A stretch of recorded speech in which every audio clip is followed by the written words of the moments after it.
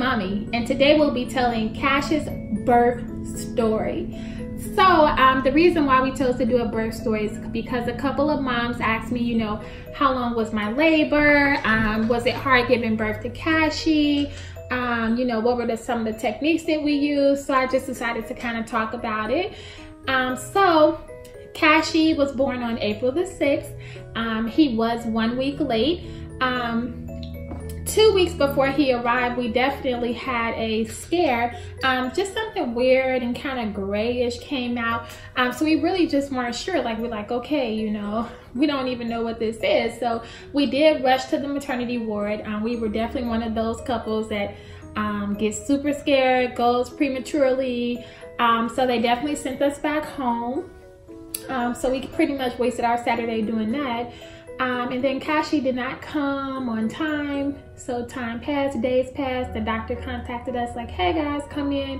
We definitely did come in, and she's like, okay, like, since you have not went into labor yet, like, let's set an induction day because this baby's getting bigger and bigger. And he was gaining weight so rapidly. I'm like, this guy is in there like killing whatever kind of food I'm eating, right? That's what we did. We set up an induction day. We went in. Unfortunately, like, my mom wasn't there. Dennis's family weren't there, but my little sisters were definitely there. Like, they're always down for a good show, right? We basically went in super duper early in the morning, like 5 a.m. They induced me. Nothing much happened throughout the day. We went into the night. We had visitors. Dennis's auntie and his uncle came to visit us. We played around, we hung out. They left, and then things got really, really real. So they went ahead and gave me some oxytocin. I was only dilated 2 centimeters. I went to about 4 centimeters on the oxytocin. And then I went to the bathroom, and I just started having these like major contractions. And I'm like, Dennis, you know, I think I'm going into shock.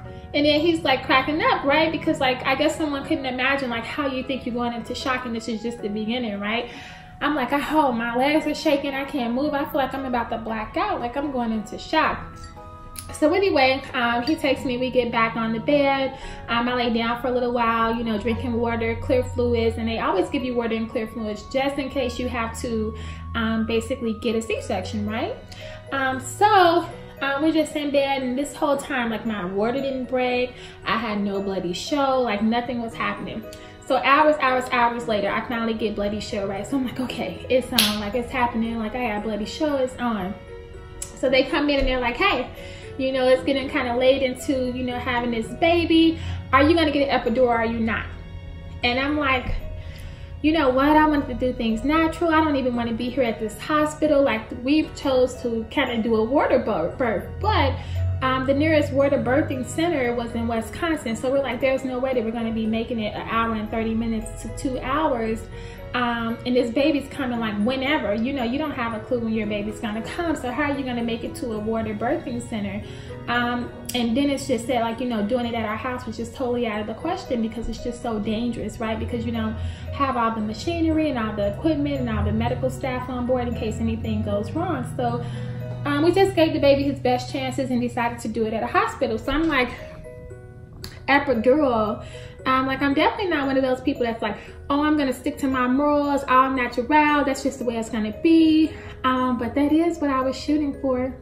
So I did go ahead and opt for the epidural because I just felt like if these are just simple contractions, like level 1 contractions out of like 10, you know, how am I gonna go through the whole labor with nothing? And like, this is my last time to make a decision. So I went ahead and got the epidural, right? So that was a good decision. The doctor was like a little groggy, so I was a little nervous about that. All of the medical team were like sweet, my nurse, the physicians, everybody was amazing. But the person who gave the epidural, like, he just was just out of it. Basically, I don't think the epidural worked. I was still in pain. after hours and hours, it didn't feel any better than it did before he gave me the epidural. The nurses were saying like, oh, you shouldn't feel this. You shouldn't feel when I do this. And I kind of felt everything. And I'm like, you know, ma'am, you are really, really hurting me. Like, I'm not being a baby about it. I feel like I have a very high pain tolerance. And I'm like, you know, I'm not lying. I feel everything that you're doing. So she's like, no, you should not be able to feel this. So they call the doctor. He comes back down and he's just like, well, do you want this epidural or do you not? And I'm like, you know, I'm thinking to myself, like, I'm not gonna get smart with you. I hope Dennis doesn't get smart with you, because now is not the time. Because if somebody else is in charge of your body, just like if somebody else is in charge of your food, like, you do not want to make that person mad. So I'm like, okay. I'm like, yeah, yes, I do want the epidural. So he goes ahead, he has an attitude, he gives me the epidural. In a couple of hours, I couldn't feel anything. I couldn't feel my fingers, I couldn't feel my toes, I couldn't feel anything. And I think it's only supposed to work like from the waist down, but literally I couldn't even feel my own neck. And that's how strong that epidural was. And I just think that it was like me having Benadryl. Like, I could have Benadryl and it won't affect me at all, but in 2 days I literally will be like super groggy, I'm fatigued, I don't feel good, I feel foggy, and that's just from a simple Benadryl. And I feel like everybody's body is different, everybody metabolizes drugs very differently, and I honestly feel like I had a delayed effect with the epidural. So I feel like I got like a double dose. I could not feel anything. Like, lifting my arm felt like 100-pound weight, literally. So basically they're like, okay, the morning comes, my little sisters are walking through, like one of them is already on the couch sitting down, my other little sister's coming in, and the nurses are like, hey, the baby heart rate has dropped. So basically the baby's heart rate was like 180 to 200. That's like a normal baby's heart rate. Baby Cash was dropping down into the 50s. So, you know, my little sister's walking in with the donuts, and like, we're having this like emergency situation. They're like, hey, you know, you need to get up right now. And like, mentally, I'm like, I can't even feel my eyeballs.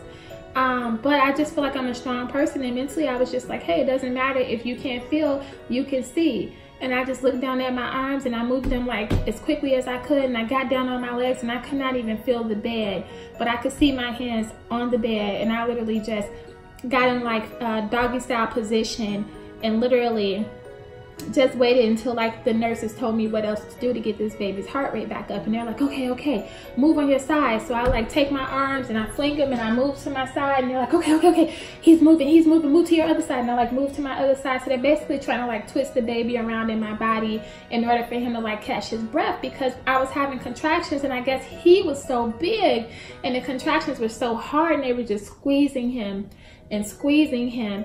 And he was just losing his breath. He was holding his breath, is what they said. He was just like, and that's just not the way that babies breathe. Like, they have like a heartbeat of like 180. So anyway, things finally come down. Baby Cash's heart rate gets up. We're chilling. My little sisters are on the couch eating donuts like it's popcorn, right? Because they're like just watching a freak show, right? Everybody loves a good show. So the doctor comes in, not my doctor, just some doctor, and then he's like, hey, you know, you have a pretty big baby. I'm like, yeah. He's like, he's really, really big. And I'm like, yes. He's like, he's not wanting to come out, is he? I'm like, no, you know, not at all. We've had, you know, a tough morning. And then he's like, hey, you know, have you thought about getting a C-section? And I'm like, no, you know, we came in here for a vaginal delivery. And he's like, hey, well, you know, you need to think about it. We could definitely do a C-section if that's what you want to do. We're prepared. We're ready to do that with you. But if you want to keep trying to push him out, you know, go ahead. And, you know, after a little while, I'll check back in on you. And I'm thinking to myself, you know, like, don't be selfish just because you want to be one of those people bragging about your vaginal delivery. You didn't have any medicine, you know. That's, for me, I felt like that was a really selfish thing to do. So what I did was, I'm like, hey, you know, do what you have to do. You can take me right now, right? Then he's like, okay, you guys can like talk it out, you know, and we'll send some nurses in to get you in a couple hours. I'm telling you, literally, he closed that door And he walked out and the nurses literally walked in. It was like 20 to 30 seconds. They were already giving me the net for my hair. They were already giving me something to cover my body with. And they had said that it wasn't an emergency situation, but I'm like, if it wasn't an emergency, why did they walk in here literally right when you closed the door? So basically they rolled me out, they rolled me to the OR, they prepped me for surgery, and then they told me, you know, Dennis would come in. So Dennis says that when he came in, I was literally already open. Like the anesthesiologist was already there waiting on me. I was wide awake. They basically put the curtain up so you can't really see, you know, below your waist. And then when Dennis came in, he just sat in a chair and like looked at me, and I looked at him, and the doctor was just yanking me, like kind of like a shark or an alligator yanks you in water, right? Like yanking me, and my body's going down. And I'm like, okay, you know, they're tugging at me, like they must be working on me, right? I hadn't researched a C-section. We hadn't thought about a C-section. So like, I'm just trying to fathom, you know, what's going on. Like, why is my body moving, right? So basically, the doctor just proclaims, hey, we got a miracle. And he's holding this big old baby boy. So he rushes him to the table. He definitely had the fecal matter in his mouth because he was so big and he was so old at that point that he definitely did defecate. So they kind of cleaned that out of his mouth. Dennis came over, held the baby, and that was it. He brought him to my side, and I held him in my arm and gave him some skin to skin. And I think the first words I said to him was like, "You're beautiful." And he still is beautiful. He's just a gorgeous baby. So I'm just glad I made that decision. Wow, you know, when people lose oxygen, it can just really affect their brain. So I feel like when you are giving birth to a child, it's not really about what you want. It's about what's best for that kid, how to get the best outcomes for that child, and just to not be selfish. So basically, I was just really glad that my little sisters were there. Like they said that Dennis did have a freak out moment, and my little sister was just telling him, hey, you know, snap out of it. Like, she's gonna be okay. Like, she needs you. So I was just really glad, like, for everyone to be there. And just Kashy's just a beautiful baby, and we all enjoy him. I'm glad that he's smart. I'm glad that he, you know, didn't suffer any brain damage or anything. I'm grateful for the doctor. He was definitely a smooth operator, right? Coming in telling me I got options, and I just really feel like that was the only option, but he was just giving me, you know, the choice to make the best decision. So yeah, we're just really thankful. Thank you for tuning in. Please subscribe.